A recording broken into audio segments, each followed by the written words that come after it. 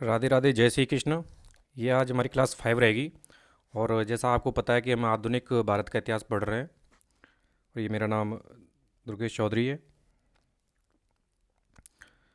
अगर आपने वो पहली क्लास नहीं देखी है तो प्लीज़ मैं आपसे रिक्वेस्ट करूँगा कि वो पिछली क्लासें ज़रूर देखें।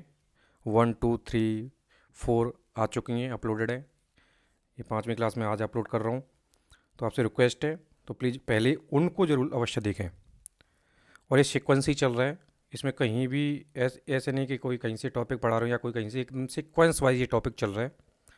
आज हमारा जो ईस्ट इंडिया कंपनी का, जो मैंने पिछले ब्रीफली मैंने आपको बताया था, उसका थोड़ा सा हिस्सा इसमें बच गया था, उसको मैं यहाँ से कवर कर लूँगा। तो बंदरगांव के प्रभुत्व के बारे में आज हम पढ़ेंगे। ये सेंट जॉर्ज एक फोर्ट था, ये मद्रास में था। और मुंबई में एक मुंबई नगर बंदरगाह के नाम से जानते हैं। कोलकाता में जो बंदरगाह था उसको फोर्ट विलियम के नाम से जानते थे। 1717 ईस्वी में मुगल बादशाह फारूक शाह ने एक शाही फरमान जारी करके ईस्ट इंडिया कंपनी को कई रास्ते प्रदान किए, मतलब कई रास्ते उन्होंने खोल दिए ईस्ट इंडिया कंपनी को। किसने किया था? इसने फारूक शाह ने।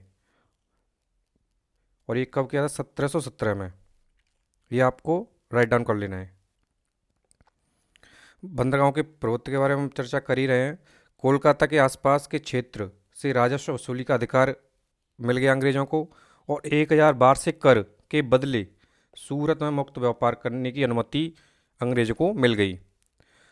3000 वार्षिक कर के बदले बंगाल में मुक्त व्यापार भी इनको मिल गया। मुंबई में जो डाले गए सिक्के पूरे मुगल साम्राज्य में वैधता प्रदान कर दी गई। जो अंग्रेज़ों ने सिक्के जो डाले थे, वो पूरे मुगल साम्राज्य में उनको एक वैधता मिल गई। एक आर्म महोदय थे, इन्होंने फरमान को कंपनी का अधिकार पत्र मैग्ना कार्टा की संज्ञा दी। प्रथम कर्नाटक युद्ध, ये अंग्रेज और फ्रांसीसी संघर्ष के बारे में हम चर्चा करेंगे। ये अंग्रेज और फ्रांसीसी युद्ध 3 हुए थे। प्रथम कर्नाटक युद्ध के बारे में पढ़ेंगे। ये 1740 से लेकर 1748 के बीच में चला। और ये युद्ध प्रारंभ हुआ था ऑस्ट्रिया के उत्तराधिकार को लेके। और एक्सला सापिल एक संधि हुई थी कर्नाटक में। की समाप्ति प्रथम कर्नाटक युद्ध की समाप्ति एक्सला सापिल संधि के अकॉर्डिंग ये हो गई। इसको राइट डाउन कर लेना। अगर ये वीडियो आपको अच्छा लगे तो प्लीज़ लाइक और सब्सक्राइब जरूर करना। अब द्वितीय कर्नाटक युद्ध के बारे में चर्चा करते हैं। 1749 से 1754 के बीच में ये चला। और इसमें डुप्ली की हार हुई। और गोडेयू जो फ्रांसीसी गवर्नर इसमें नियुक्त हो गया। और पौंडचेरी की संधि से ये कर्नाटक युद्ध, दूसरा द्वितीय कर्नाटक युद्ध 1749 से 1754 में रहा, ये समाप्त हो गया। कर्नाटक का तृतीय युद्ध प्रारंभ वर्ष 1758 से लेकर 1763 है। और 1760 में ये वन दिवस की लड़ाई आपने पढ़ी होगी। फ्रांसीसियों की निर्णायक रूप से हार हुई। इसमें फ्रांसीसी वन दिवस की लड़ाई में हार गए, जो 1760 को हुई थी। 1761 में पौंडचेरी पर अंग्रेजों का अधिकार कर लिया गया। और पेरिस की शांति जो संधि हुई थी, पौंडचेरी फ्रांसीसी को प्राप्त सारे इसी से हुए थे। फ्रांसीसियों का प्रभुत्व तृतीय कर्नाटक युद्ध के बाद लगभग समाप्त हो गया था। फ्रांसीसी एकमात्र सिकुड़ के रह गए थे एक एरिया में। भारत में अंग्रेजी कंपनी के शासन की स्थापना के बारे में चर्चा करते हैं। भारत में जो अंग्रेजी कंपनी का शासन की स्थापना कब से हुई? ये प्लासी का युद्ध 1757 में हुआ था। इसकी जो डेट अगर आपको एग्जाम में सीधी सीधी पूछी जाती है तो 23 जून 1757 को क्लाइव और नवाब सिराजुद्दौला, जो बंगाल का नवाब था उस टाइम, उसके मध्य हुआ था। नवाब के सेनापति मीर जाफ़र, वहाँ के जो नवाब के सिराजुद्दौला की तरफ से थे मीर जाफ़र, इन्होंने नवाब सिराजुद्दौला को धोखा दे दिया। धोखाधड़ी के कारण नवाब की हार हो गई और अंग्रेज इन्होंने मीर जाफ़र को बंगाल का नवाब बना दिया। मीर जाफ़र ने भी चाल चली अपने नवाब